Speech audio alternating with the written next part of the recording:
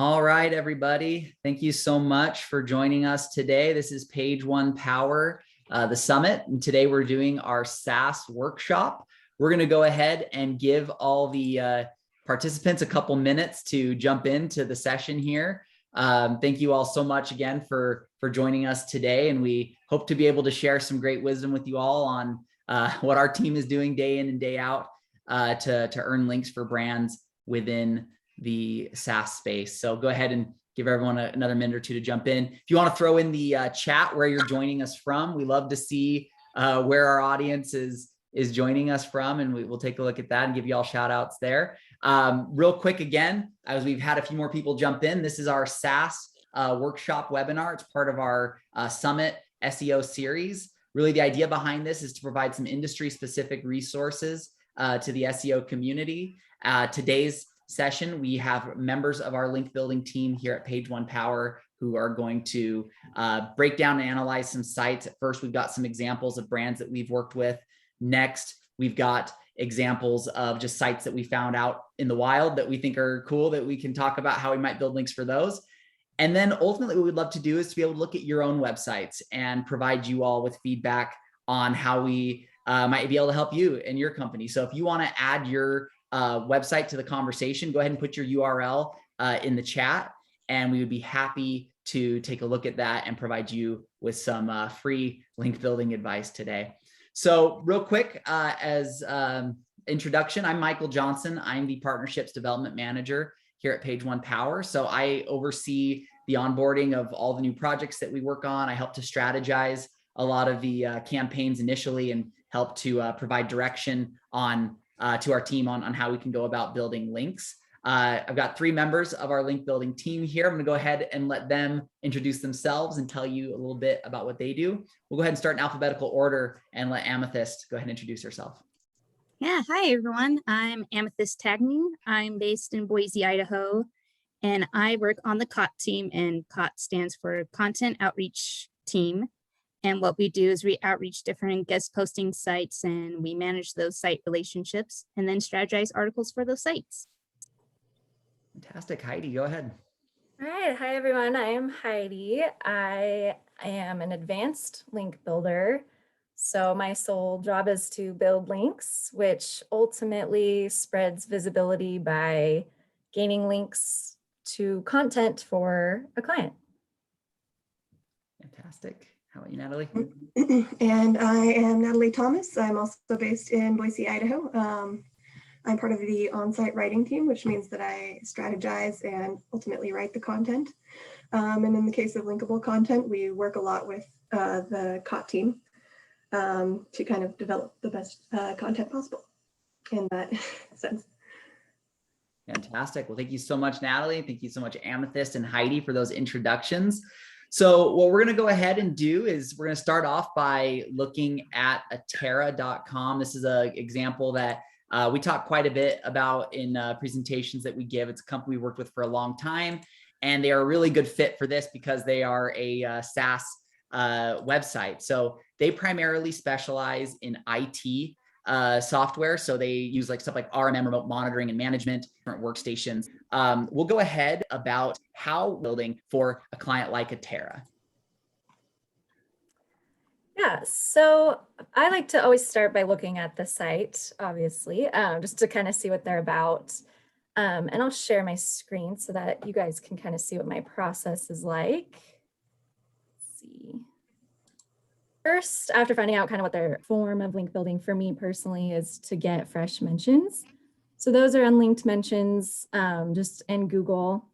And you can do that just by typing the name of the client and news tab to see if they're worth going after. There were a few things on their website for women entering IT career. And so finding sites for that, I would usually start with Google and see what opportunities are there, kind of just searching for something along those lines. And just kind of more specific, I will put in resources, and this will pull up more specific pages that I would want to go after. And just so you guys can see some examples of pages that I would go after. Like this is a really good one. It's on topic.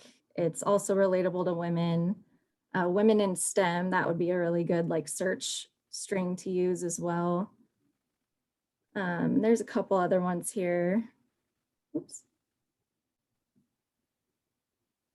So yeah, that's how I would find sites for that. And then I would save these and then outreach eventually. What's the best way, Heidi, that you have seen to find like contact information for people to reach out to when you're doing your site finding? So for example, this landing page right here, you can kind of tell that it's like a sub page of the university site. So you always want to start here. You don't want to go to the main like Georgia Tech and then look for contact information, because most of the time these pages are monitored. And so this one's pretty easy. They have a contact us button right here. So she'd be a good start. And then sometimes if I'm not sure this plus this person, but yeah, this one's pretty straightforward. Awesome. Yeah, I always think that's great advice, is to kind of start by looking at the page like that, big organizations like that, because you can get in touch with the site level, then giant university website, right?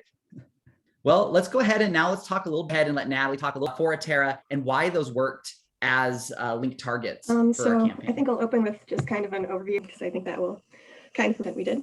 That linkable content, more very wide audience, make sure the content is it will make sense on a greater number of platforms, which is what you want when you're trying to backlinks. However, very common because it's it's pretty crowded to go after relatively broad. You also your topic relatively broad to appeal to a greater audience, that you don't lose relevancy for your own brand or product. So especially in the case of ensuring that you have some organic opportunities to include your internal links. You also promotional. Amethyst can probably speak on this more in a bit, but if the information is overly promotional, then it might be off-putting to some site editors and that. That all being said, one of the topics that we were going to talk about is a guide to secure and productive e-learning. And that's a good linkable topic because it covers so many different niches potentially, including technology, education, lifestyle, career interests. And then the focus on e-learning kind of gives it that unique value in addition to being a broad topic. And also it kind of discusses cybersecurity, which is always an increasing concern. And because it's an always increasing concern, that also kind of lends to the evergreen value of the piece. Because it's a current concern, we can reasonably assume it's going to continue to be a concern. So it's not going to lose relevancy very quickly, more than likely. And similarly, the other piece, which is what is digital sustainability and why is it important? Digital sustainability is an emerging concern, and it's something that we can, again, expect to kind of continue to be a concern for the foreseeable future. And additionally, some other great things about this piece is that it appeals to niches like sustainability, technology, business, marketing, education. There are a lot of angles that you could leverage, so this piece could fit in with a lot of different types of content. Yeah, I like you brought up a couple really good points there, and a couple themes I always like to kind of highlight when it comes to linkable content on what helps it to perform well. One was that a lot of these pieces expand the audience that they can attract links from, right? So with a brand that's so focused on IT and for IT professionals, I like how the first piece you mentioned, we have two audiences now we can maybe start reaching out to. One is it opens up opportunities in like kind of an education angle with the e-learning side of it. It also opens up audiences related to cybersecurity. Even when it comes to e-learning, educating and continuing education amongst your employees at an organization is really important. So now we've got like a whole HR angle that we can potentially pursue with this. So yeah, that was a really important point that you pulled out there, and I love that. And then the other thing that you talked about was just the evergreen nature of content. I know one thing we have some people ask us about is, Like, can you build links to my top trends for 2020 or 2021? And I know that'd be a challenge, especially for someone like Amethyst or Heidi, if they tried outreach to somebody in December about an article that's all about 2021, a webmaster might not want to link to that because it's only going to be valuable to their audience for another 20 days, right? So great advice there. One question I had as well is we get a lot of folks asking us about how can pages like this help and influence pages deeper down their funnel. Natalie, what do we do about that to help these pages to help out with kind of more conversion focused pages? Well, when I was talking about that, it's very important that they're still relevant to your brand or your product. That's why, because we want to make sure that we have a lot of internal links in there, not only to their product pages, but also to other blog content, because the whole point of linkable content is to earn backlinks in order to increase your authority. And you can actually kind of spread your authority signals throughout your site by internally linking to other relevant pages on your website in the piece. For sure. Yeah, that's exactly right. So that's what you see here. We include an internal link to an article about what is RMM.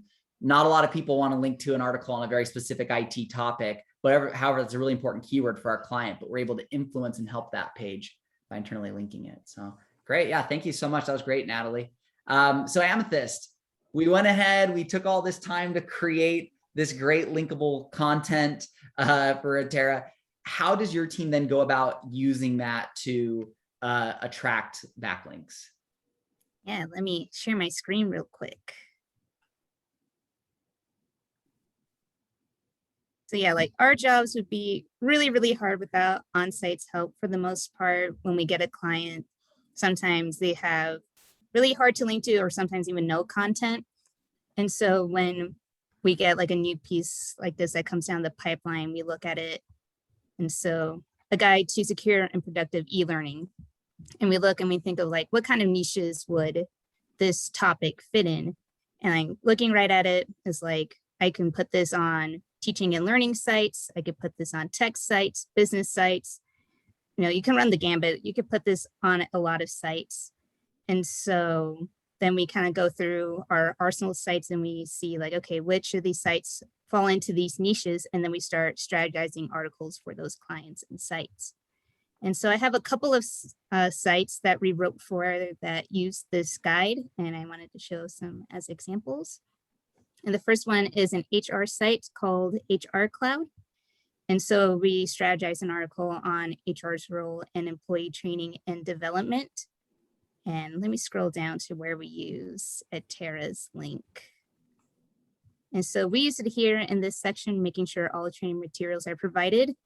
And we wrote it in this paragraph talking about, you know, security and privacy of e-learning and also some tips and, you know, how-tos on how to be successful in your e-learning endeavors. And but this one, we really used the resource to kind of inform the article, and we pulled information from that article and put it in there just to improve the overall experience of the readers to this site.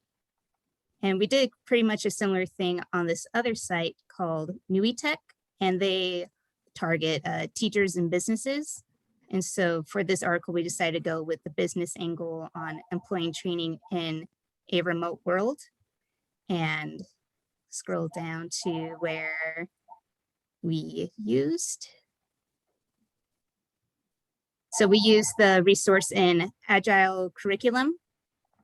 And right here, we talked about how e-learning is designed to be more accessible. And if we go into the article itself, there is a section right here about the advantages of e-learning and talks about accessibility. So we also just pull out like little nuggets from each article, and sometimes we'll really focus on that in articles and just use that to, again, improve the overall reading experience. Mm-hmm. And then with the sustainability in digital niches, again, this is a great article. We can link to this on environmental sites, can link to this on tech sites, business sites, you name it. And so then we targeted some tech sites, and one of the first tech sites is Women Love Tech. And they're a blog site that covers a variety of topics like career, lifestyle, technology.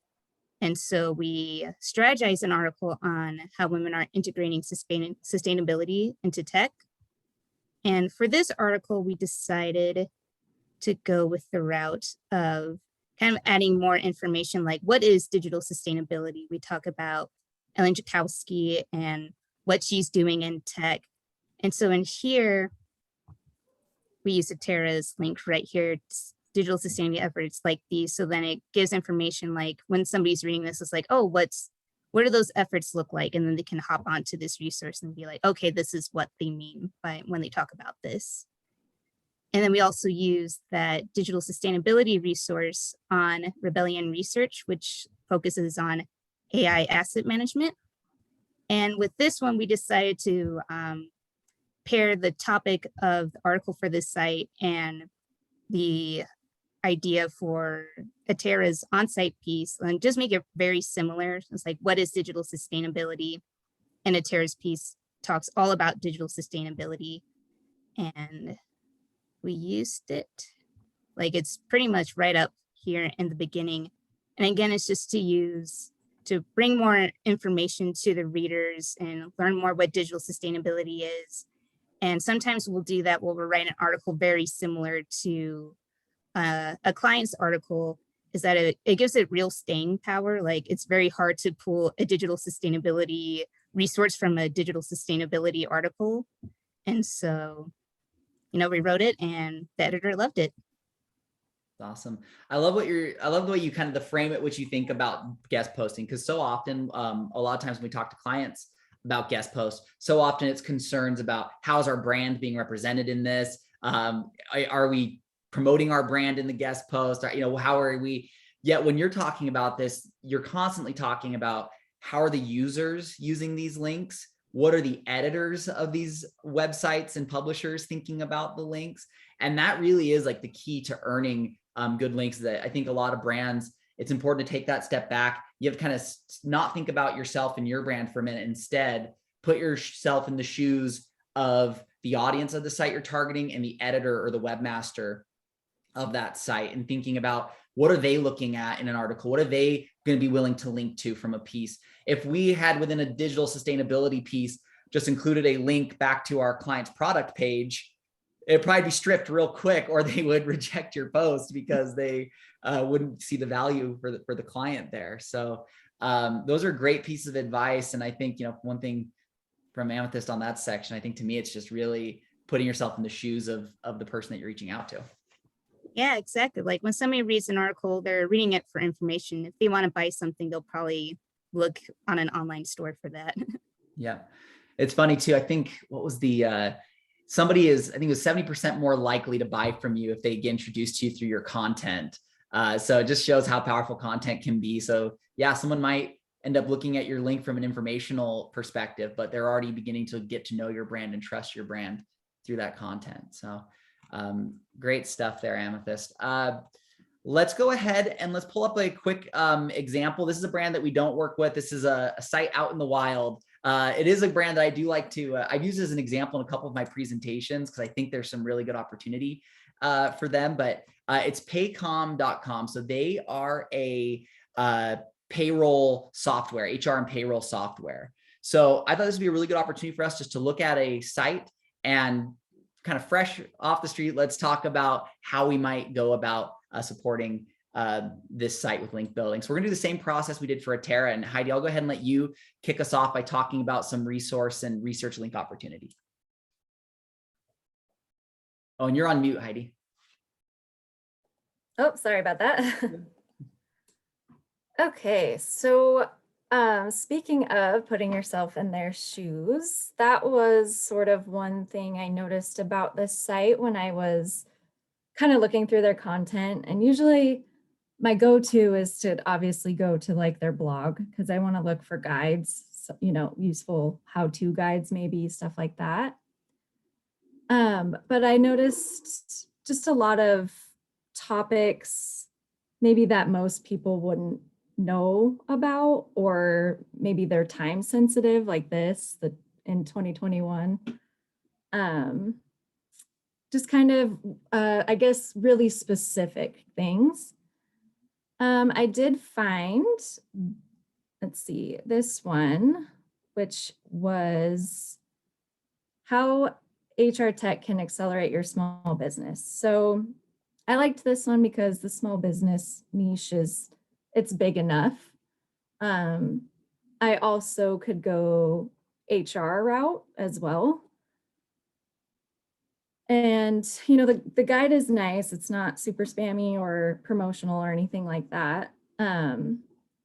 So I did a quick Google search, and I believe I just did small business resources with URL links.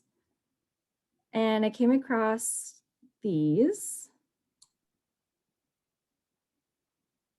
And I specifically liked this part right here, because you can see that they have 2 resources crossed out. So that appeals to me in a way because I can almost leverage that, especially when I'm outreaching, you know, say something like, hey, I noticed like you have some resources crossed out. I have one that maybe you could replace it with. And then that could be a good value add. Let's see, here's another example.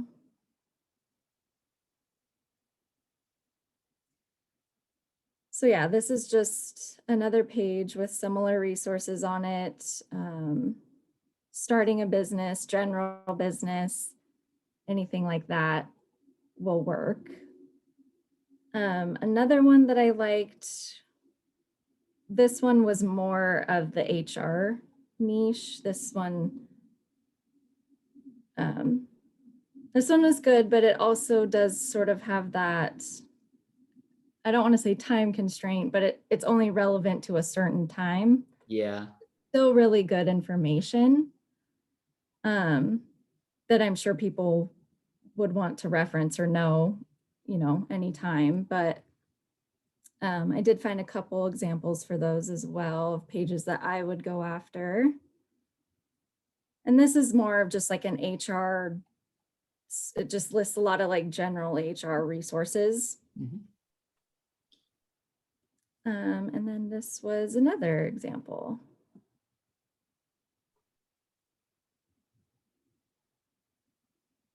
So yeah, this one's a little bit more on the business side too, but it's also nice when you can find a guide like that can appeal to different audiences.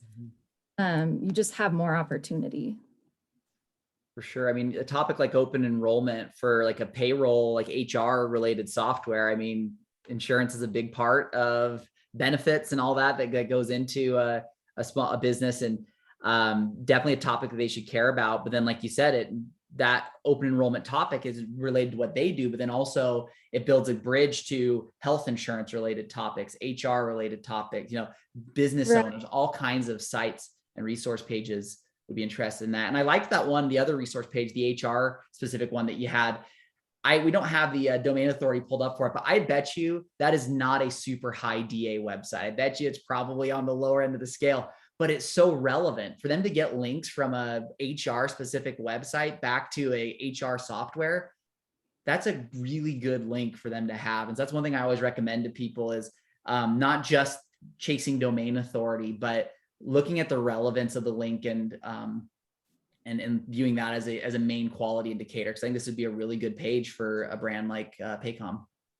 Yeah, and I'll show more of this on the next example, but I love pages like this because I'll just save it if I, so say I'm doing like a Google search string, but I'm kind of running out of, I guess, sites. I'll save these so that I could go through these links and throw them into Majestic and maybe pull a backlink data. And usually that's sort of the next step. Well, I actually love backlinking stuff. So, but yeah, pages like this are gold for me because I have options to use things for a backlink. For sure. That's one of my favorite parts of having link builders come on to these workshops is you get that next level of thought of like kind of putting extra creativity and curiosity into what you do, not just looking at the page, but then looking at the links within the page and what they're linking to. And because if a page is linking to, you want to link to your page, then look at what they're linking to and what other sites are linking to that other target page, because what it's linking to that other target page is probably similar to the kind of sites you want to link to yours. Like you said, that's a great example of doing competitor backlinking by looking at the pages that the specific resource page you want to get a link from, it's already linking to. That's awesome advice. Yeah. All right. Well, let's go ahead and kick it over to Natalie to talk about on-site content and see what you're seeing there when it comes to Paycom. And Natalie, I'll go ahead. If you want to navigate the site, I'll go ahead and give you remote control of the screen share here. Okay, sounds good. Okay.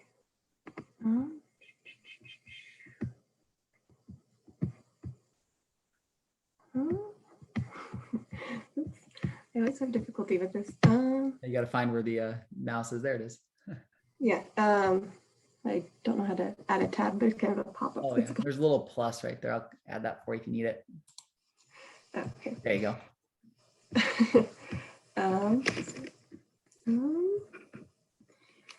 see. And if there's a specific page you need help with, I can help you track that down as well. Yeah, I had it up on my screen. I don't remember what it was really called at the moment. Okay. Yeah, let's go ahead and pull up. Was it in the blog section? Yeah. So I know one of the first things we like to do, right, when looking for on-page content is that we'll pull up the blog and kind of start looking through content that we see there, similar to what Heidi did on her portion of it. And then let me know when you see the topic that you were looking for. Let's see.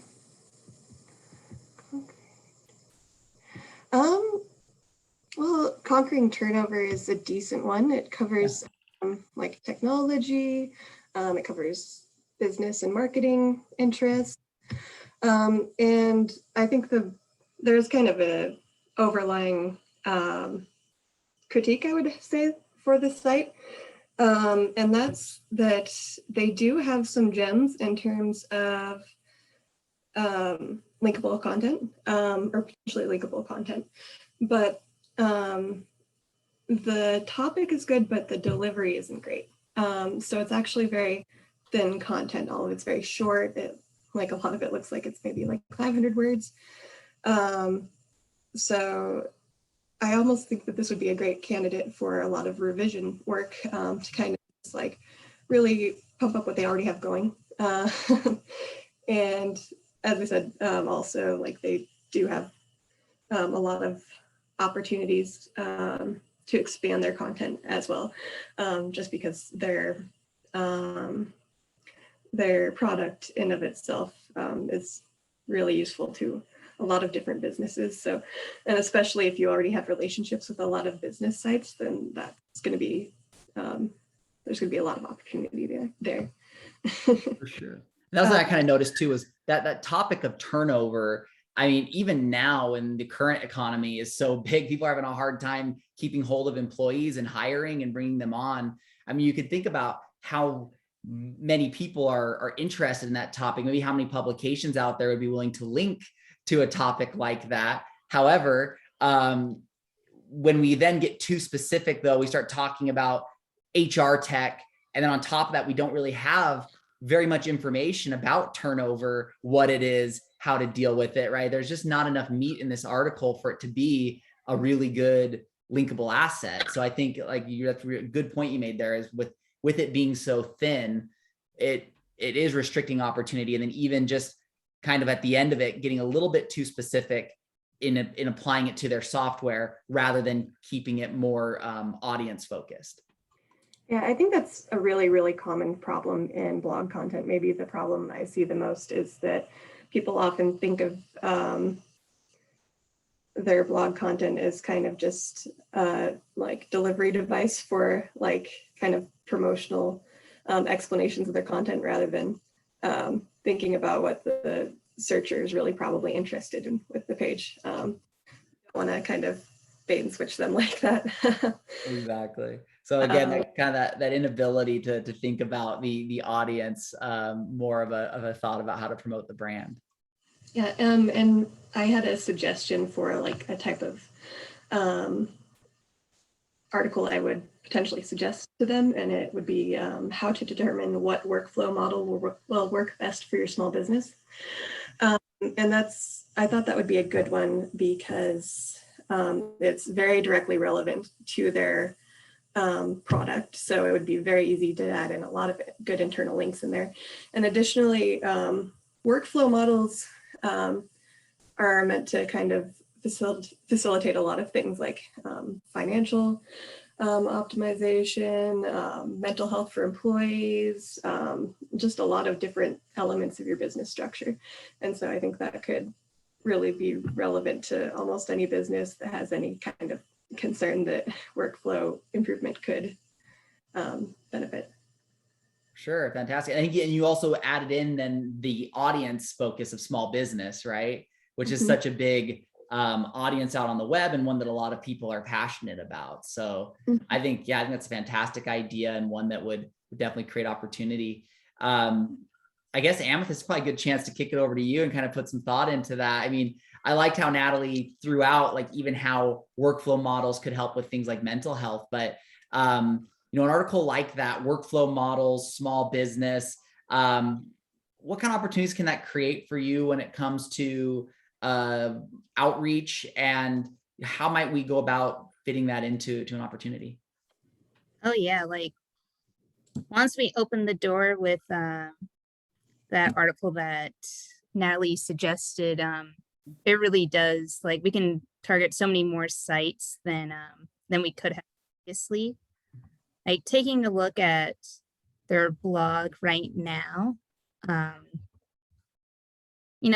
just looking at it straightforward, we can put them on our business, our HR, our tech sites, and, kind of like what Natalie was saying is like, there are some gems, like when you look at these, like some of them that I saw was like cultivating a sense of belonging in your business, or 3 ways HR tech can accelerate your small business, the lure of learning, attracting top talent. All the things that all these articles have in common is that they seem like they're providing something for readers. It's not like, oh, this is our product, this is the best, you should use it. It's like, this is like they're trying to tell you how to do something, how to improve your business.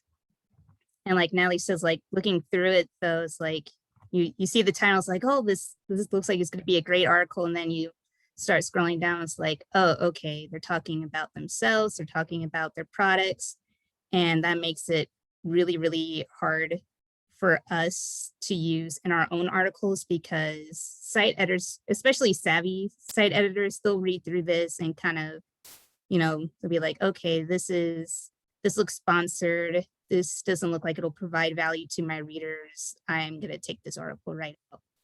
But, even with the article as is, there are a couple sites we could get it on. And a couple I was thinking was Mindex Master, which, as you can see, they do a ton of different niches, ton of different topics.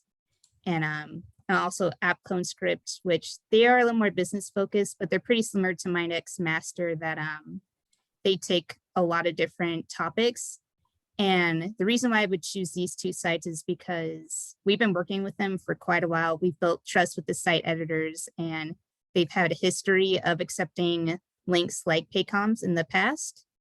But if we had an article like Natalie's, then we can definitely get more relevant, more focused in like the sites that we target. So if we had that workflow article, we can get them like on here on the Boss magazine, where it's very, it's right into business. And also right here in Delivering Happiness, which is about business and, improving employee life and all that stuff. And these sites are, the traffic is pretty high. It's like in the 20,000s. And like, kind of like Michael, how you were saying that even though like the Boss magazine might not have the best DA, like in the 30 or 40s, like the traffic is booming. So people are coming to these sites and knowing that they are bringing value to readers. For sure. Such a big fan of just looking at human indicators of quality, looking at engagement on a site, looking at traffic. If sites are good for users and providing value to people on the web, that's always a good sign that it's a place that's good for your site to get a link from. Fantastic. Well, we're burning through time here, and I'd rather jump into an example site that was sent over by Rochelle. So let's go ahead and pull up our first webinar participant URL. We've got epcvip.com. So this is a website. They are leaders in lead generation within the financial services industry. So they provide a customizable optimization platform, helps us to yield the highest EPCs in the industry. Okay, so they do a little bit of marketing, PPC, search engine, that enables them to generate tens of thousands of leads per day. So I guess what we're looking at here is we have kind of a few different angles that I'm already kind of starting to circulate in my mind. They focus in the financial industry. So there's probably an angle to go after financial related topics. Also, there's a strong marketing angle here that we could start exploring. Let's go ahead. I guess one of the things I'm looking for right now is see if I can identify or find any places where I could find linkable content. Heidi, I guess real quick on your end as a research link builder, where are you going to first and kind of what are you looking at? I got you on mute still, Heidi. Sorry, my mute button wouldn't work. Yeah, so my first stop is usually always the blog. That's usually where content is housed. If there's not really opportunity or the site doesn't have stuff like that, one of the examples actually that we were going to share but kind of ran out of time is they were similar in that way. Like they were in need of some LRGs, but I was able to find a page where they offered a scholarship for 2022. So then I think the next step would be like, is there any sort of like scholarship or discounts page or something that kind of offers something that people don't have to pay for or anything. Yeah. If there's nothing like that, then I think, yeah, creating LRGs would be. Yeah. And let's talk about that topic because LRGs, which we use internally here at our organization, we call it linkable resource guide. And this is something that I go to pretty quickly when I'm advising brands on how to build links, because I know with what Amethyst spends a lot of time doing in terms of the guest posting angle that we use, we've spent a lot of time over the last 10 years building relationships with publishers and finding opportunities to write and going that angle. That can take a lot of time to build that up. However, if you want something that you can be able to strategize and implement quicker, an LRG is a way to get off the ground a little bit quicker and find opportunities. And so the concept behind a linkable resource guide is we usually create long form guides, a piece of content that is audience focused, that also provides value to that audience, that explains a certain topic or solves a problem for them. And then we go out and find resource pages that speak to that audience. And so what this resource guide does is it connects your subject matter of your website, your products and services to these resource pages for specific audiences on the web. And your guide serves as that kind of go-between point to then bring links back into the site. So we have a site like this. Let me get the screen share going again, EPCVIP. I kind of start thinking about, okay, financial services and then marketing, and what audiences could we potentially target for this? I know one area that we've had a lot of success with in the past has been, we've created like career guides for audiences that are underrepresented within a specific sector. So, I mean, for example, for this one, we could look into maybe creating a career guide for women in finance, or a career guide for women in marketing. That could be a potential opportunity to then target resource pages for that audience. I guess, Heidi, as I kind of spitball those ideas, do you think those are legitimate opportunities for a site like this? I think the only thing I would add too is, I guess, unlinked mentions is always, if there's enough out there, or then that's always an option as well. For sure. And a lot of that will kind of determine on how, big your brand is or how much press your brand gets, right? Right. Yeah. Very cool. One question I do have then, Heidi, so let's say for EPC, we did a guide let's say we do a guide for women in finance as a linkable resource guide.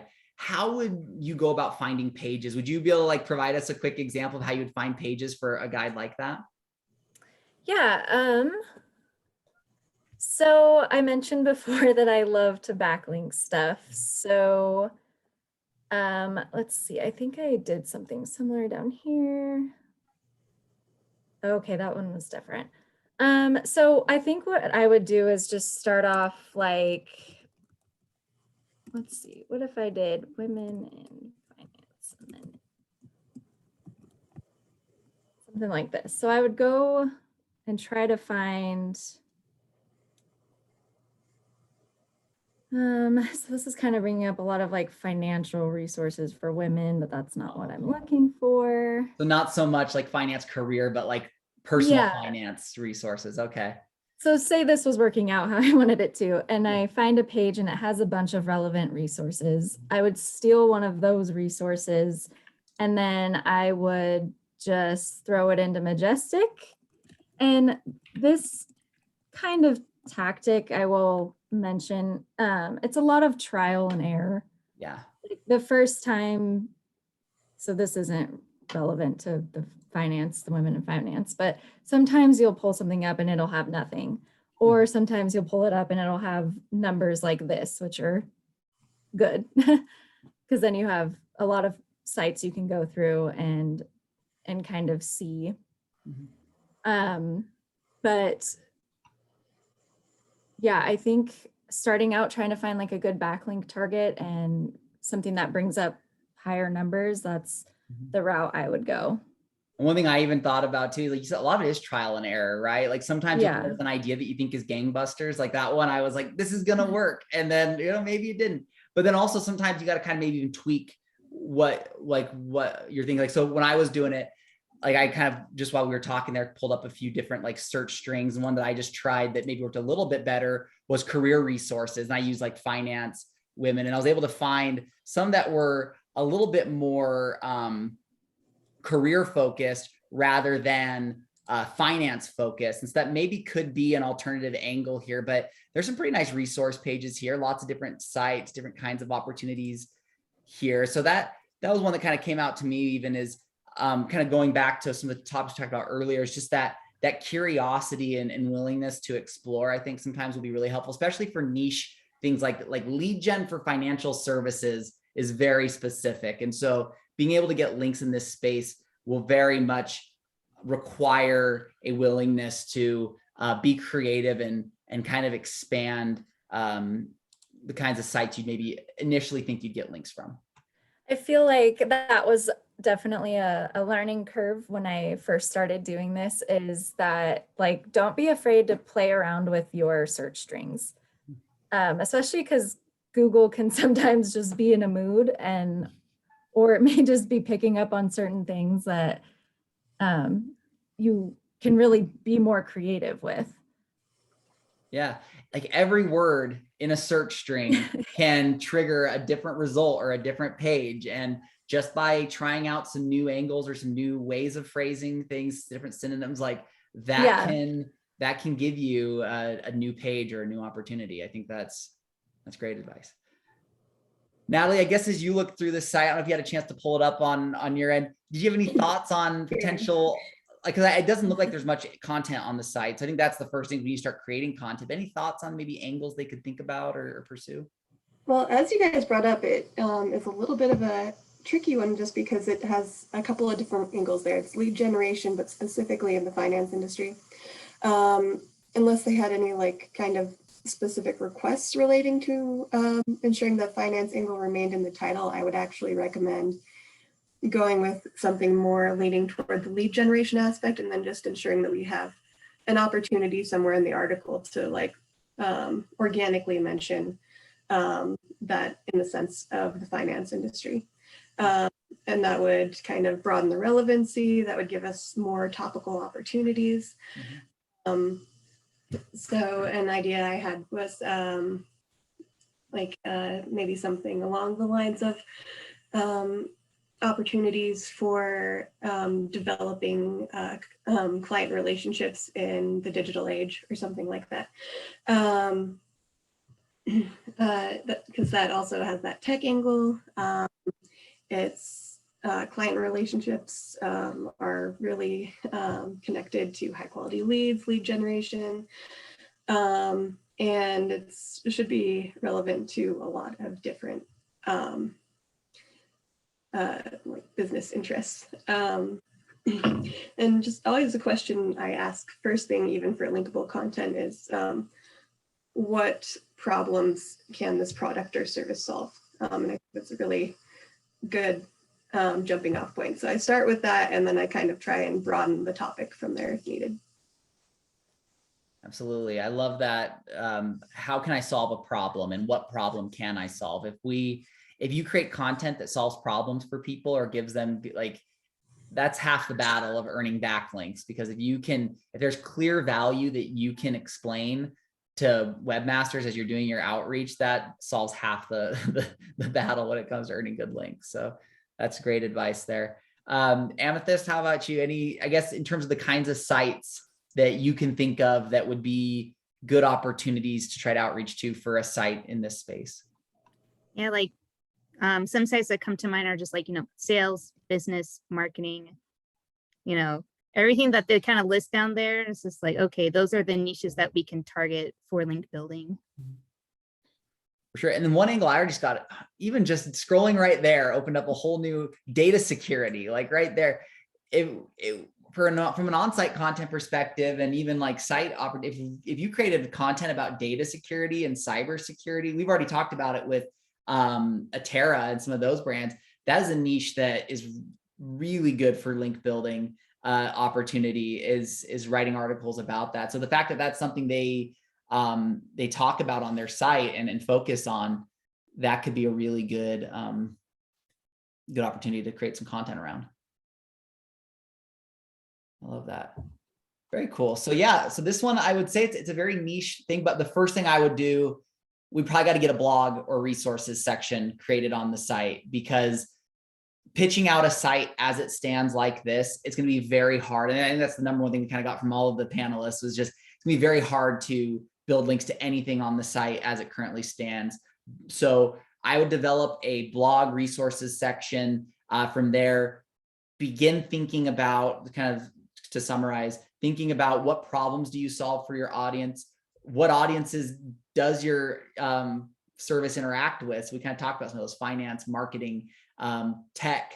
There's all kinds of different people that you can help. So think about those audiences, problems that you can solve for them, write content about those topics, and that's going to immediately start building some connections and opportunities for you. And then last, in terms of specific opportunities, Heidi mentioned the linkable resource guide opportunity. I think that is a really good approach for this site to get started on developing some linkable content.